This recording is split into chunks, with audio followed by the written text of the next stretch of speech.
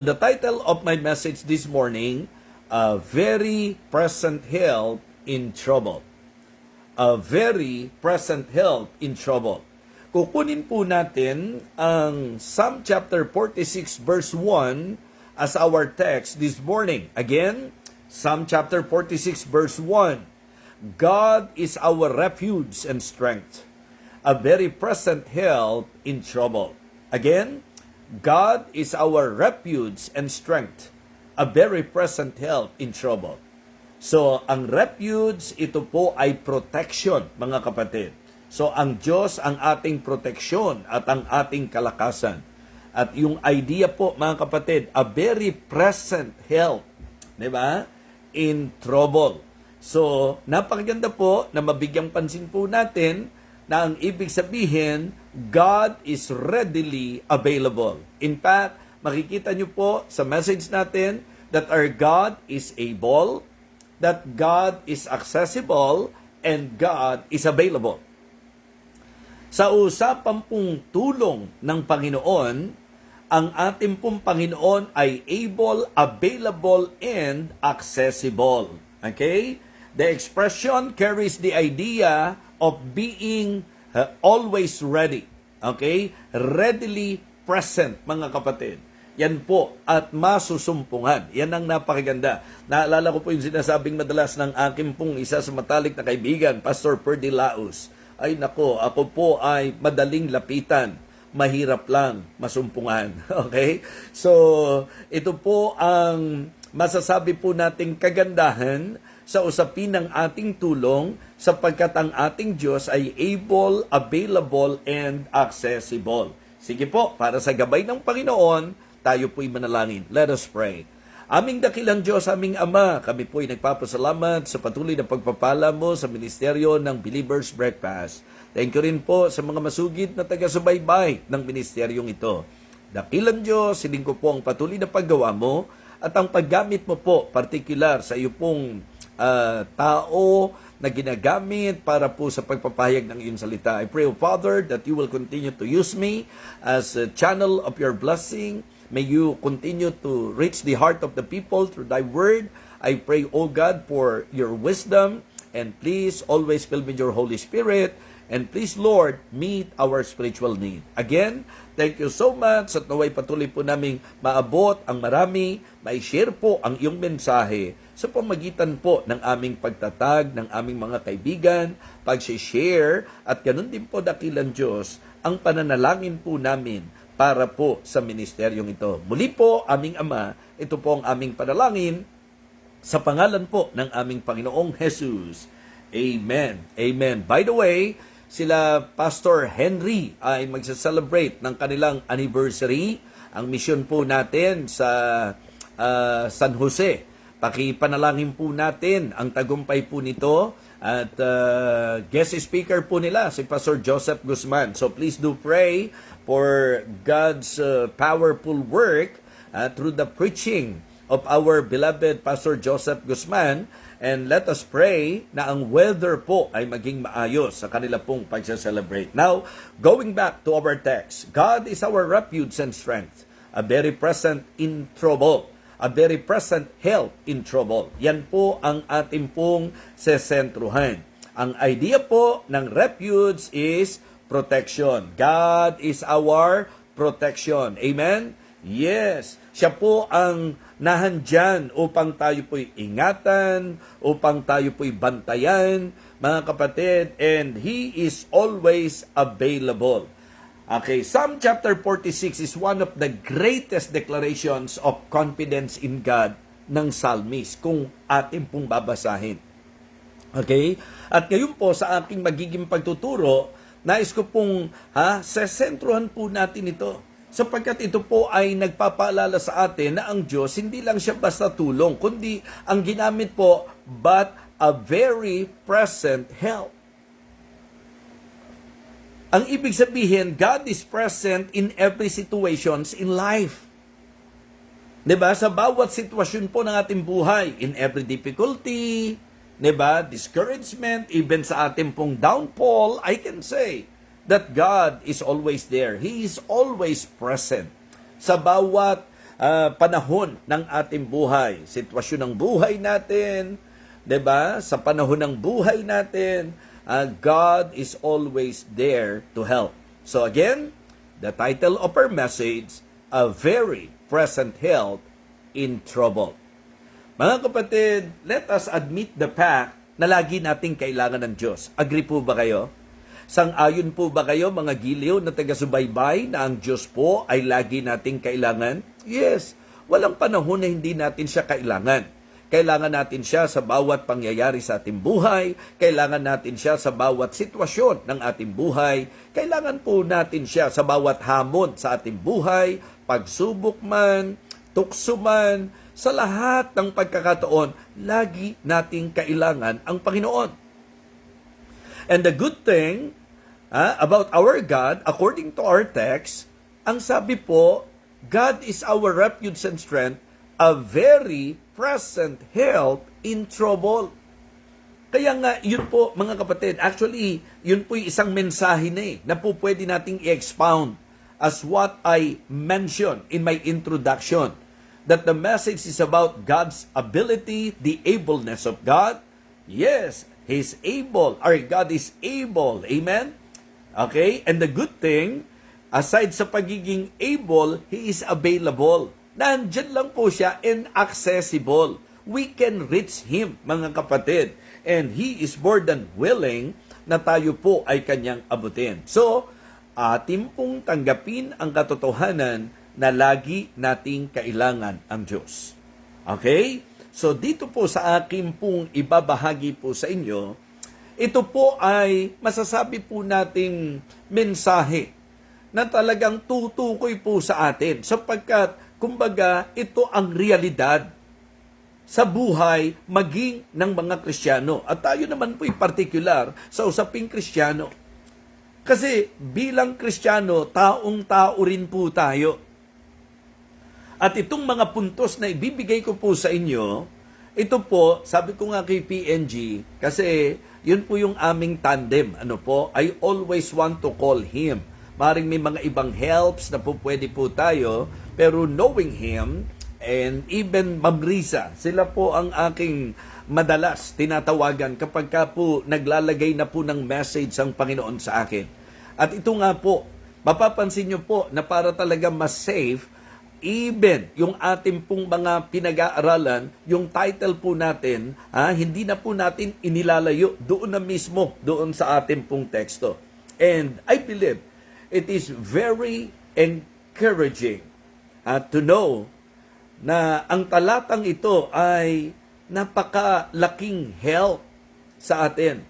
To know that God is a very present help, ito po'y malaking help na alam natin na ang Diyos ang siyang katulong po natin. Again, sa lahat ng sitwasyon. Sabi ko, PNG, tingnan mo nga yung line-up ng, not because siya po ay superior ko. No. That is actually respect sa kung ano yung kakayahan na ibinigay ng Panginoon. And just to make sure, nang isa-share ko po sa inyo, maging sa usapang grammar po ay tama. Okay? So again, it is good to be encouraged through this message, mga kapatid, entitled, A Very Present Help in Trouble. At ang aking pinatutungkulan ay ang Diyos. Amen? Yes, a very present help in trouble. And let me share with you now the points that the Lord gave me. Number 1, when we are weary, God is our help. Kapag tayo po ay nanghihimagod, ang Diyos po ang ating katulong. Ang Diyos ang tulong para po sa atin. Ang tanong ngayon, bilang tao, yes, we are believers already, but let us face the fact that in the reality of life, particularly in the Christian life, hindi po ba yan ang tendency po natin? Yun po ang reason kung bakit sinabi po ni Apostle Paul, and let us not be weary in well-doing, for in due season we shall reap if we faint not. So ito po ay tendency ng bawat Kristiyano na tayo po ay manglupaypay. Nandun po yung laging possibility. And of course, malaki po ang kinalaman ng trouble. At yung trouble, dito po sa ating teksto at sa ating pong title, ay pwedeng mag-represent sa talagang mga atake sa buhay po natin o karanasan na po pwede pong nagiging problema sa bawat isa po sa atin. Well, ito ang gusto kong diinan po natin ngayon. When we are weary, diba? Normal po yan. Nangyayari po talaga yan. So mga kapatid, hindi po believable na sasabihin po natin na hindi tayo dumaranas o dumarating sa punto ng buhay natin na medyo tayo po ay nanghihimagod na tayo po ay nanglulupaypay na, mga kapatid. At dito, gusto ko pong bigyang diin yung invitation ng ating Panginoong Jesucristo. Okay? Ang ating pong Panginoon ay nag-aanyaya sa sino mang napapagal at nabibigatang lubha. Okay?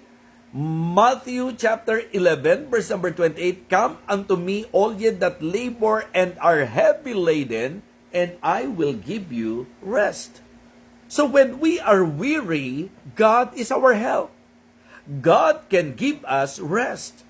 At yung rest na pinag-uusapan natin, panatag na kaisipan. Panatag na kaisipan. Di ba? Yung pong masasabi nating kagaangan sa ating pong puso. Yes, our God is more than able to help us in times of trouble.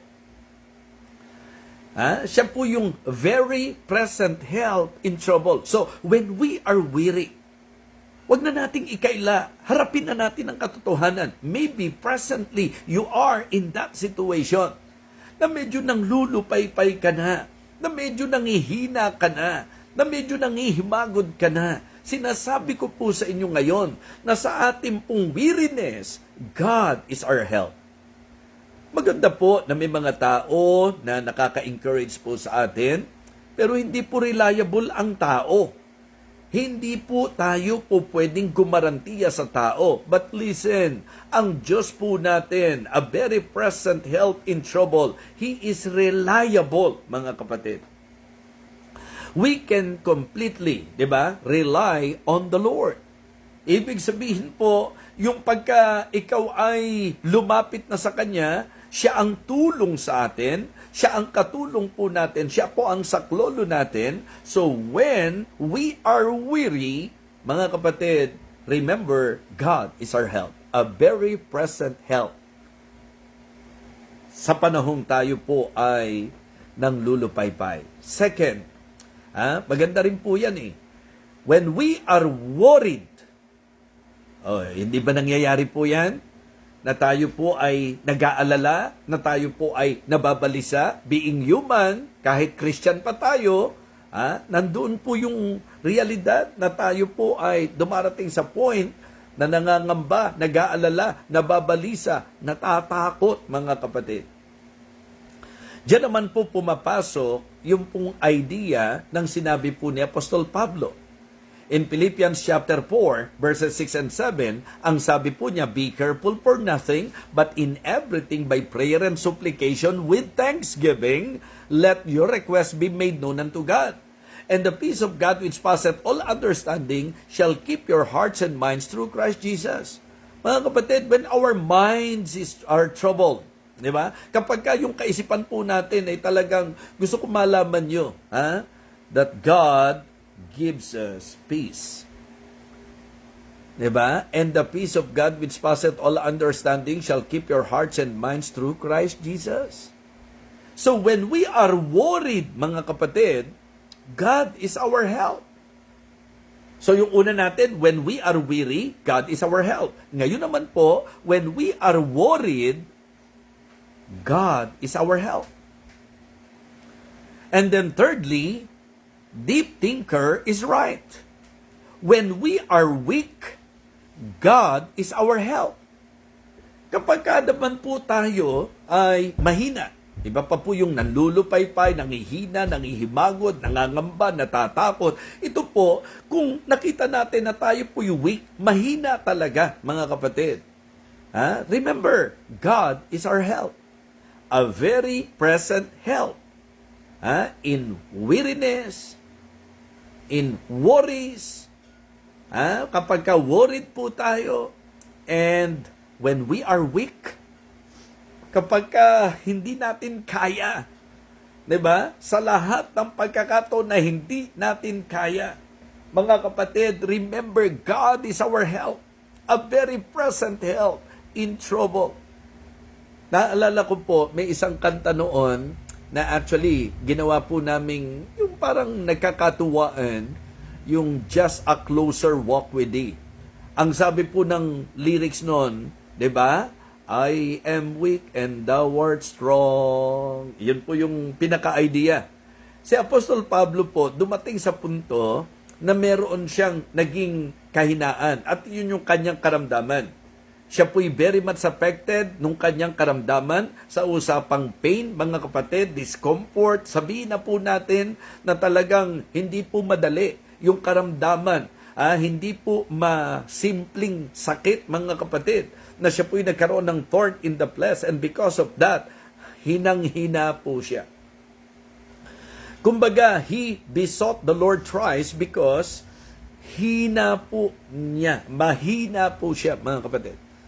Pero doon, nung siya po'y sabihan ng Panginoon that my grace is sufficient for thee, di ba? Na-realize po niya na sa kanyang kahinaan, ang Diyos ang kanyang kalakasan. Mga kapatid, tandaan niyo po ito. Kapag tayo po ay mahina, nangihina, siya po ang nagbibigay ng kalakasan sa atin. Mga kapatid, He giveth power to the faint, and to them that have no might, He increaseth strength. That verse, mga kapatid, saan po yan? Sa Isaiah chapter 40 and verse 29. Diba? Ito po yung idea na sinabi po, thou hast not known, thou hast not heard, that the Lord, the everlasting God, fainteth not, neither is weary, there is no searching of His understanding. Yung mga kabataan, mapapagod, manglulupaypay, pero siyang naghihintay sa Panginoon. Tama po? So mga kapatid, mga minamahal, always remember that when we are weak, God is our help. In fact, maganda nga po yun na kumikilala tayo na mahina po tayo. Huwag po tayong mag-pretend. Diba? Kasi yan po ang hirap kahit sa buhay po namin bilang pastor. Okay? Ayoko lang pong maging emotional. But every time na dumarating ako doon sa punto na naiisip ko na ang isip ng mga tao sa akin, parang easy lang ang buhay, parang easy lang ang pagmiministeryo, didiretsuhin ko na po kayo, nagkakamali po kayo. Talagang kung ang pag-uusapan lakas ko, hindi po mapangahawakan. Mga kapatid, ang tao po ay mahina. Kaya napakalaking bagay na may laging tulong po para sa atin. A very present help in trouble. Ang Diyos po natin, ang laging nandiriyan. He is always present, mga kapatid. He is always with us kapag tayo po ay may mga pinagdadaanan. He will never leave us. He will never forsake us. Mga kapatid, kung nangihina ka o nakita mong mahina ka, God is our help. Sa Psalm chapter 147 ay pinakita naman dito that when we are wounded, 'di ba? When we are wounded, God is our help. Naranasan mo na ba na ikaw ay sinaktan? Naranasan mo na ba na ikaw ay nasaktan? Ang lagi ko pong sinasabi, yung sakit na pwede nating maranasan, pwede pong sinadya at pwede ring hindi sinadya. May mga pangyayari sa buhay po natin, mga kapatid, na tayo po'y nasasaktan dahil po intentionally sinasaktan po tayo. Pero there are times na walang ka-intensyon ang sino man po pwedeng masaktan tayo. So I remember my lesson about forgiveness, about forgiving spirit. Whether sadya o hindi sinasadya, basta importante na tayo po ay may forgiving spirit. Pero yung idea ko po ng wounded, hindi lamang po sa ganung konsepto. Ang ibig sabihin, kung tayo po'y merong pinagdaanan, katulad ang pwedeng gamitin natin salita dyan, yung broken-hearted. Kasi nga, ibibigay ko po sa inyo yung sinabi ng Psalm 147 verse 3, di po ba? He healeth the broken in heart and binded up their wounds. So kaya kapag tayo po'y sugatan, kasi alam nyo, I remember Bishop Andaya, ang isa sa paborito po niyang statement, mga kapatid, pagka po siya'y mangi-encourage, particularly in his preaching, okay? Tayo po ng mga wounded soldiers of the cross. Diba? If we feel like we are trapped by the enemy, and then wala na tayong masulingan, diba? Kung tayo po'y sugatan, ang magagawa po natin, lumapit po tayo sa ating pong Panginoon. Kamusta po tayo ngayong umaga, mga giliw na taga-subaybay, mga nakikinig at nanunood sa ating pong pagsasahimpapawid ng aral ng salita ng Diyos? Diba? Kamusta ka ngayong sandaling ito? Ikaw ba ay wounded? Meron bang sugat sa puso mo? Meron ka bang pinagdaanan na hindi talaga magaan? Meron bang mga tao na nag-cause ng sugat sa puso mo? Or merong mga bagay na masasabi nating talagang nagbibigay sakit sa iyo? Well, ang sabi po ng Psalm 147, verse number 3, He healeth the broken in heart and binded up their wounds. So, kaya pong pagalingin ng Panginoon yan. Piliin po natin. Alam nyo, dito po, meron dalawang idea. Sakit ng kalooban at sama ng kalooban. 'Di ba? Pareho pong hindi healthy . Yung sakit ng kalooban, sama ng kalooban. Mga kapatid, kapag ka po tayo mananampalataya, hindi tayo nagkikimkim ng sama ng loob. 'Di ba? Kahit sabihin pa po natin, kasi one way or the other, sabi ko nga po, with or without intention, kahit tayo, there is a possibility na tayo po ay nag-cause din ng pain sa ibang tao. Nakapagsalita ng hindi sinasadyang nakasakit. Nakagawa ng wala kang kamalay-malay na meron kang nasagasaan at nasaktan. Nangyayari po yan, mga kapatid. Kaya nga sabi ko po, if we are wounded, God is our help. God is more than able to heal us, mga kapatid. To heal that pain in your heart. You just need to be willing na lumapit tayo at humingi tayo ng tulong sa Panginoon.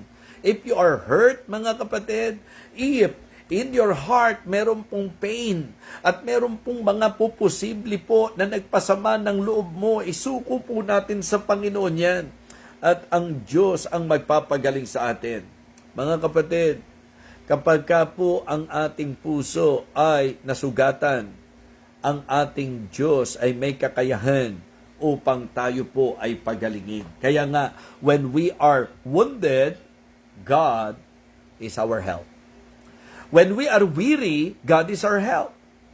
When we are worried, God is our help. When we are weak, God is our help. When we are wounded, God is our help. And when we are worn out, gasgas na, sa salitang po pudpud na, sobrang pagod na, mga kapatid, yun po ang isang bagay din po na magandang makita natin sa sinabi po ng Isaiah chapter 40, verse number 31. Nililiwanag niya talaga na kabataan, kabinataan, mapapagod, manglulupaypay, masasagad po tayo. So ngayon po, mga kapatid, wala ka ba sa ganung kalagayan? O yun ba ang sitwasyon mo sa buhay? Na ang pakiramdam mo, sagad ka na. Diba? Kumbaga, upos na upos ka na. Yun ang pakiramdam mo. Diba? Worn out, mga kapatid. God is our help. When we are worn out, God is our help. Ang sabi po, but they that wait upon the Lord shall renew their strength. They shall mount up with wings as eagle. They shall run and not be weary. They shall walk and not faint. Mga kapatid, kapag wala na pong natitira sa atin, ubus na ubus na tayo. Kung dumating tayo doon sa panahon at pagkakataon na yung mga kaibigan na katulad ni Job na dapat sana masusulingan, sila pa mismo ay talagang naging cause ng iyong discouragement, asawa o kung ano pa man, mga inaasahan. Kasi ang ganda nga po nung talata natin God is our refuge and strength. Hindi sinabing friends. yung ating refuge at saka strength. Hindi sinabing possessions. Okay? Hindi sinabing talents. Hindi sinabing, alam niyo po yun, riches. Mga kapatid, hindi po yung position. Malinaw po ang sabi, God is our refuge and strength, a very present help in trouble. Maybe this morning, nandun ka na sa kalagayang yon. Worn out. Ubus na ako. Sagad na po ako. Todo na. Kapatid, God is our help. God is our help. When we are wandering, ito naman yung mga hindi mo alam kung anong gagawin mo. Di po ba? Ang yaman po ng diwa eh. Talagang, sabi ko, habang bumabalong, tinawagan ko po si PNG. Sabi ko, PNG. Kasi, kaya ko po tinatawagan si PNG, ang gagawin po niya, habang ako po'y nagsishare sa kanya, tinatype po niya yan. Tapos, ise-send po niya sa akin. Para nang sa ganon, yung lahat ng, kasi hindi po ako talaga yung tipo ng taong masulat.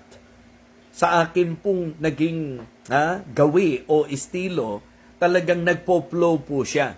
Pero malaking help kapag ka po, katulad nung amin po naging setup, na kapag ka meron po akong dinidevelop na message, I will call him, I will share that thought and message to him, and as he listen to me, tinatype na po niya yan. Lahat ng isinyer ko, babalik po sa akin. Kaya meron po akong po pwedeng maging reference. Kaya may mga times, di po ba, lalo na pagka marami po, yung tumakbo sa isip ko, mapapansin nyo po, kahit papano, dahil po pinatatype po natin yan kay PNG, at least meron po tayong na babalikan. So, kasi yun po yung medyo regret ko ng konti. Kasi mula po nung ako'y nagpastor, sa totoo lang, nasa 40 years na po halos yung pagpapastor. Pero yung as an ordained pastor, nasa 37 years, just try to imagine how many preachings, how many messages. Diba, deep thinker? Gaano karami ng mensahe yan? Di po ba?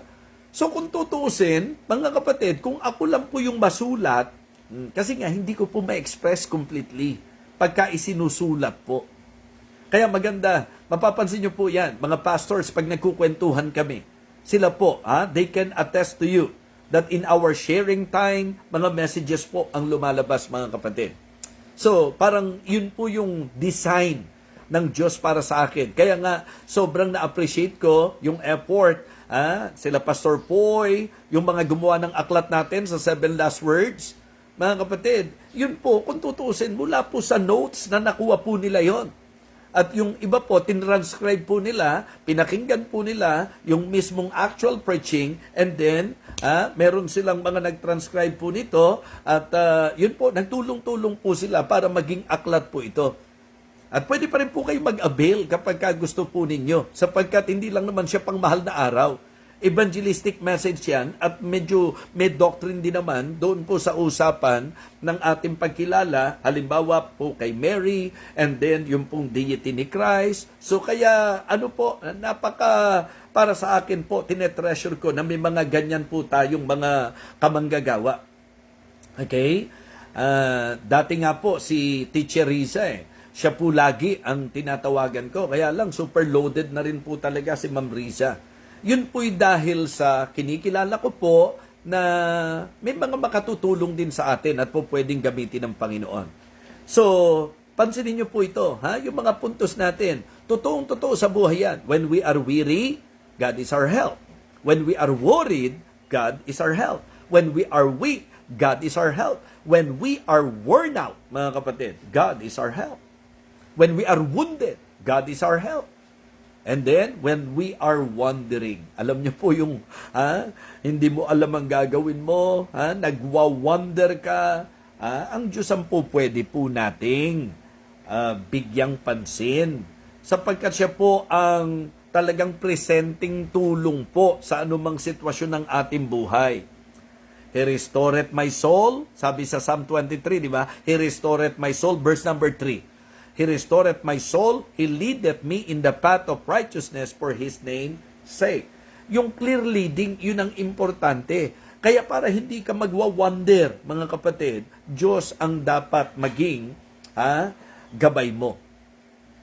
Tutulungan po tayo ng Diyos na hindi na tayo magsayang ng ating pong oras at panahon.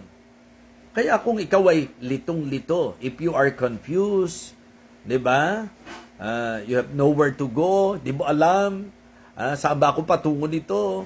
Ano ba ang mangyayari sa pasya kong ito? When we are wandering, God is our help. So, it is always good to be guided, mga kapatid. It is always good to be guided and to always consider kung ano po talaga ang direksyon ng Diyos sa buhay natin. Ang pinakasayang na buhay ay ang mga buhay na nagwa-wander. So, yung pong yung wilderness wandering. Yun nangyari po sa mga Israelites. Sa malinaw na pag-aaral po, mga kapatid, sa malinaw na pag-aaral po, yung pong promised land, within 40 days, pwede po nilang marating. Ang malungkot, 40 years na po ang paglalakbay, hindi pa lahat nakarating, hindi pa lahat nakapasok.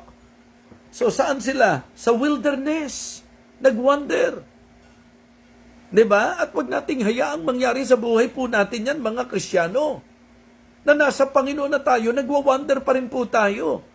Ang direksyon ng Panginoon sa atin, maturity. Kaya mga kapatid, habang tayo po ay nagpapatuloy sa ating pong lakbay, mga kapatid, ating pong sundin ang gabay, ang leading ng Diyos sa ating buhay. So ngayong sandaling ito, when we are wandering, hindi mo alam kung saan ka patungo, hindi tiyak ang direksyon mo, God is our help. Amen? God is our help. And then last but not the least, nakakasunod po kayo, mga minamahal? Ano yung una po natin? When we are weary, God is our help. When we are worried, God is our help. When we are weak, God is our help. When we are wounded, God is our help. When we are worn out, God is our help. When we are wandering, God is our help. And listen, and be honest. Sa last point natin, when we are wrong, God is our help. Gaano karami na ang pagkakamali natin sa ating buhay? Gaano karami na po ang naging sablay natin sa ating buhay? No one is exempted. No one is exempted. And you know, sometimes, ito po yung aking discernment. May mga pagkakataon po na sa church, di ba, sa totoo lang po, yung paglapit sa harap, magpo-forward po tayo, yung invitation after preaching. Sa totoo lang, hindi naman natin to mapangahawakan na lahat ng lumalapit sincero Pero pwede ko pong sabihin sa inyo na kung sincero, bakit hindi ka lalapit? Yes, I believe na hindi po lahat ng nagpupunta sa altar at nagpo-forward ay mga totoo o sincero sa kanilang paglapit. Naniniwala po ako na posibleng may mga nakasanayan lang.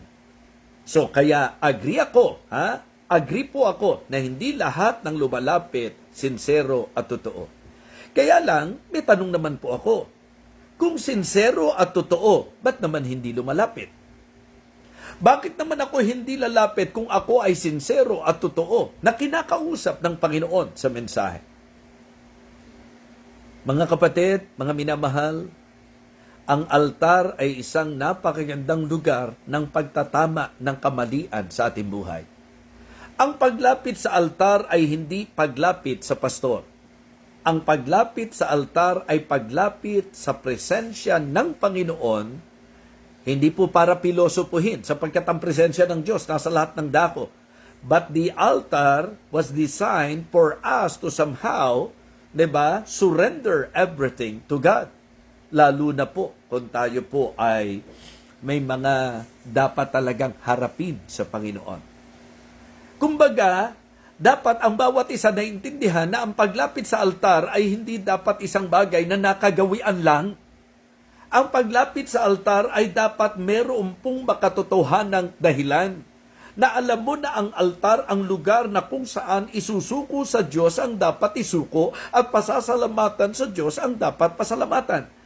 After listening to the preaching of God's Word, because I believe while preaching, the Holy Spirit is working at ang kanyang paggawa ay sa pamagitan ng conviction, at kung talagang tayo po'y Kristiyano, it is but good na ma-feel natin the conviction of the Holy Spirit, not just merely emotion, but the conviction of the Holy Spirit. Kaya nga mapapansin nyo po sa invitation, tinatry natin na ang ating pong appeal sa tao ay sa emosyon. Kasi yun po yung mga lapit ng mga ilang oras lang, wala na yun. Pagka-emosyon lang. Lalo na kung naging routine, mechanical lang sa atin. So mga kapatid, why not consider this very important thing? That the altar, it is really designed for every believer na magpapakatotoo sa sarili. Diba? Kaya nga ang ating pong laging sinasabi, sana po kung may mga nakikita tayong mali, wag yung mali ng kapwa natin, yung mali natin. So liliwanagin ko po, hindi lahat ng lumalapit sa altar totoo, pero nakapagtataka na may mga nagsasabing totoo at sincero, pero bakit hindi lumalapit? Hindi, kahit saan naman po, pwede kong i-surrender yan sa Panginoon. May disenyo po tayo sa church. Kaya ang altar, huwag nyo pong baliwalain. Kaya pakiusap ko lang, huwag kayong lalapit kung hindi kayo totoo. Pero pakiusap ko rin, huwag kang papigil sa dyablo kung ikaw ay totoo.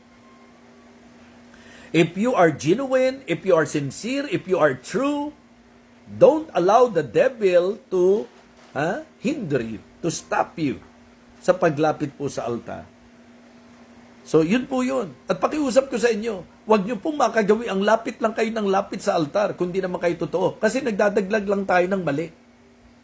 Pero deeper sa sinasabi ko sa inyo, when we are wrong, God is our help. Mga kapatid, makikita nyo po na sa Hebrews chapter 12, ang mga totoong anak ng Diyos, pagka mali, itinatama ng Diyos. Okay? Pinapalo ng Panginoon. Mga kapatid, tatandaan niyo po ito, pagka tayo po ay nagkakamali, hindi po tayo para i-abandon ng Panginoon. Itinatama po niya tayo sapagkat mahal niya tayo. Clear po yan sa Hebrews chapter 12. Kaya ma-appreciate niyo po yung mga pastor na nangangaral sa inyo ng talagang may katapatan at may katapangan. So yun po mga kapatid, yung bang hindi natatakot na i-rebuke ang dapat i-rebuke. Kaya para sa akin po, ang pagpapalo ng Panginoon, pagtutuwid. Diba? Mga Kristiyano, importante na ating ma-appreciate yung tinatawag nating confrontation, yung tinatawag nating chastisement, yung tinatawag nating correction ng ating Panginoon. So when we are wrong, God is our help. At yun po tayo po'y mga Kristiyanong nagkakamali pa rin. Kaya dapat i-consider natin, napakagandang paalala po. Kaya aralin nyo na lang po ang Hebrews chapter 12 kasi masyado po tayong hahaba mga kapatid. Yung iba po sa inyo, marahil may mga activity kayo, katulad po ngayon, may dedication po ako, child dedication, tas birthday celebration, at sana makapag-pickable, pickable, no, pickleball tuloy. So kahit papano, alright? So mga kapatid, mga minamahal, ang aking pong mensahe na nais ibigay sa bawat isa sa atin, walang panahon na ang Kristiyanong totoo ay magiging helpless. Kasi laging may presenting tulong. Laging meron pong available help. At yan po ay ang Panginoon. He is our protection. God is our refuge and strength. A very present help in trouble. Mga kapatid, when we are weary, God is our help. When we are worried, God is our help. When we are weak, God is our help. When we are wounded, God is our help. When we are worn out, God is our help. When we are wandering, God is our help. When we are wrong, kung mali po tayo, God is our help. A very present help in trouble. Ngayong umagang ito, naniniwala po ako that we all, tayong lahat, we need this message. So maging honest tayo sa Panginoon. Lord, hindi ako makakatago sa iyo. Alam mo po na nanglulupaypay na ako. Alam mo po na balisang-balisa na ako sa mga sitwasyon namin sa buhay. Alam mo rin pong pagod na ako. Alam mo rin po, Panginoon, natatakot na ako, nangangamba na ako, nababalisa ako. Alam mo, Panginoon, na mahina po ako. Alam mo, Panginoon, na hindi ko po alam ang gagawin ko. Alam mo, Panginoon, ang kamalian sa buhay ko. Tulungan mo ko, Panginoon. Yan po ang maging prayer po natin ngayon. You know, ang message natin ay nagnanais na magpaalala na laging may tulong sa usapang buhay natin sa Panginoon. God is able, God is available, and God is accessible. A very present help in trouble. Hindi ba malaking pagpapala ang message na ito? Hindi ba napakahalagang paalala ng mensaheng ito? Nawa, atin pong i-enjoy ang laging available na tulong ng Panginoon anuman ang ating kalagayan sa buhay. Let us pray. Aming Ama, aming dakilang Diyos, nagpapasalamat po kami sa napakagandang mensahe na ipinarating mo po sa amin. Hiling ko po, Panginoon, na kami po ay laging magtiwala sa iyo. Panginoon, sa amin po naging pagtalakay ngayong umaga, sino man po ang merong panglulupaypay, sino man po ang merong takot, pangamba at pagkabalisa, sino man po sa amin ang nangihina, sino man po sa amin, dakilang Diyos ang sugatan, sino man po sa amin ang sagad na at talagang ubus na Panginoon, sino man po sa amin ang mga hindi alam ang gagawin, nagkamali, dakilang Diyos, nawa ngayon po ay naging lakas namin ang paalalang lagi pong may laang tulong sa amin sapagkat ikaw ang amin pong laging saklolo. Lord, thank you so much for this message. I pray, O Father, that you will continue to help each and every one of us. Thank you for blessing this ministry. Thank you for using your humble servant. Thank you for allowing me and for giving me this great privilege, Heavenly Father, na maging channel ng iyong blessing. Salamat po, Ama. Naway nasagot ang tanong sa aming puso at aming mga pag-iisip. Ito po ang aming panalangin. Muli po, pagpalain mo po ang anniversary ng Living Water Baptist Mission San Jose sa pangunguna po ni Pastor Henry at ang aming pong speaker ngayong sandaling ito. Thank you so much. In Jesus' most precious name, Amen.